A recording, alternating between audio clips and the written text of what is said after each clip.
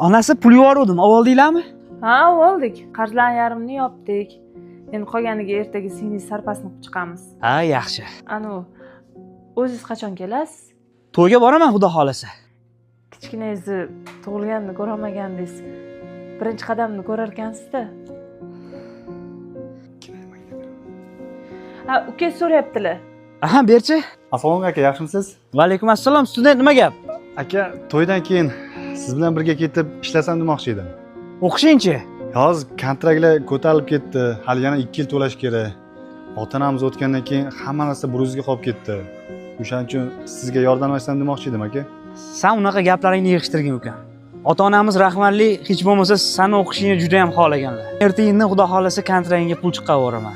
Sen o'sha yerda yaxshi o'qib, yaxshi joylarda ishlasang, menga qilgan eng katta yordaming mana shu bo'ladi ukam. Rahmat aka. Bo'pti, singlim o'sha yerdami?